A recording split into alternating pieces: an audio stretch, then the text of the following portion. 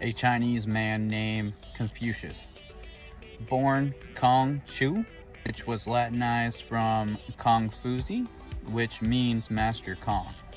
He was orphaned at a very young age, around the age of 3, self-taught and mastered the ritual arts. He was born in the state of Lu. He lived from 551 to 479 BCE. He wanted to revive the Zhou era of rituals and mortality. He thought that personal virtue is the foundation of a just society. He believed that education was the key to cultivate Zheng Sai, which is a noble person or noble people. One of his philosophy teachings is Ren. Ren is humaneness or compassionate in the highest virtue. I lead with Confucius because Confucius always practiced this art. He focused on moral formation, not just knowledge. Confucius defined Ren variably to love others, to be trustworthy, tolerant, courageous, and empathetic. This belief is rooted in the Shu, which is reciprocity, mutual consideration in all actions. What you do not wish for yourself, don't wish onto others. Tian and Tao. Faith in heaven and the way. All of this is from Mandarin Chinese.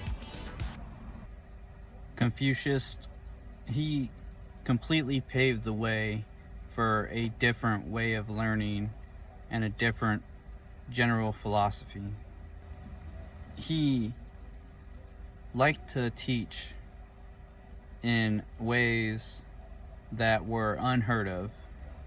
He liked to consider other people's feelings when engaging in conversation with other people.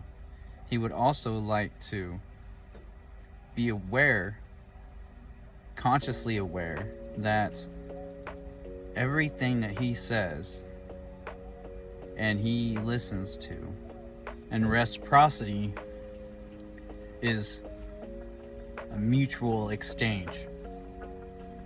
And I believe highly in a mutual exchange for a betterment of both parties. That's why I bring up Confucius today, because I'm on this journey, I'm on this path that is leading me in a direction that I've never been before, right? And I am starting to open up my mind and starting to see a better way of living my life on a day-to-day basis. What's up, and welcome back to the channel. I'm your boy, Ambitious Cam. You're here on Cam Survives. Come with me as I travel across the US into different states, carving my path of income as I go. Stick around till the end of the vlog and let me know what you all thought of the episode. Reciprocity is, like I said, it's an exchange. So if I do something for you and you do something for me, both sides are benefiting from that agreement, from that arrangement. So to go further on that, if I remain in a good spirit and I carry myself in a good spirit and I put that out there, in exchange, I will get that back, because the practice of Ren is real, and so are a lot of the other teachings, pretty much. And it's been making me think about things that have happened in my past, and I've also considered other thoughts of other people speaking the word of Confucius, and how they themselves believe that that is what they follow, or that they say I'm into Confucius. I follow Confucius. But I'm thinking, I sit there and I think, and I've reflected back to many, many, many, many years ago, in a moment of time, talking with my ex-wife. At the time, we were still exes, but we had recently separated and we were finalizing our paperwork. And it got me thinking, because that was 15 years ago. And as I'm studying Confucius and the ritual arts and the philosophy that Confucius practiced, I'm looking deep, deep down inside and looking into, in other words, researching and analyzing the things that I've heard when people say that they follow Confucianism. And my ex-wife at the time, she had to make it a point to be clear to me that that is what she follows, that she is into Confucianism. She follows and likes Confucius. And back then, obviously, I did not know what that was or what it meant. But for all these years, it has stuck with me. And is also part of the reason why I am now diving very deep into Confucius, into all of that stuff. Confucianism, Taoism, all of it. And I'm barely cracking the surface. So I'm going to keep this very surface level because that's what I'm understanding so far. And maybe you know more. If you do know more about Confucianism, please drop that down in the comments below. And if you're not already subscribed to the channel, please consider subscribing. It helps me out a great deal. Back to Confucianism. She said that that's what she followed, that's what she believed in. And all this time I've been racking my head around what that was until I finally decided to do my own research and to dive deep into it like I'm doing now. My ex-wife, as she is, very strong-willed and thinking that she could take on everything in the world, which part of that might be true. She is, after all, raising our 2 kids. But I sat here and I thought on it, and thought on it, and thought on it for the longest time until it finally clicked. She had no idea what she was talking about. And I'm not judging her, but instead I'm realizing that she spoke without knowing what she was speaking. And that is also something that many of us do.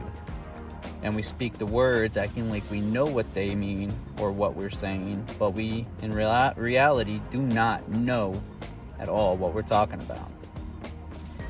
But the thing is I am on this journey of becoming the better person, becoming a better person, the greatest version of myself.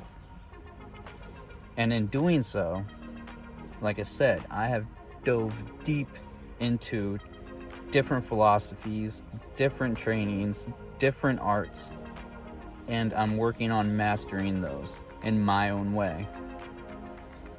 Confucius was a man of honor. He didn't need to wield a blade. He didn't need to be the alpha in the pack or anything of that nonsense. But instead, he always remained calm. He always took time to let things process in his mind when he learned something new. Confucius always considered the other person or persons in the situation. That I don't feel that my ex practiced at all. She is the mother of our 2 children.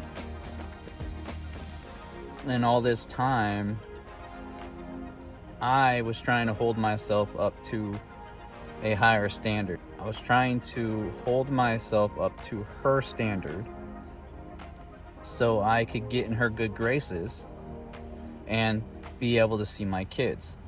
Now, this is a similar situation with my other child's mom, but we won't get into that in this video. What I really am wanting to hit, home is I have been trying to get at that level where I thought she was at. All this time, she was nowhere near the level I thought she was. And today, I'm sitting here on Father's Day,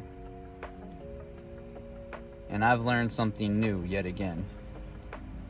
Confucianism as a whole has so many different aspects to the rituals and the philosophy that back it.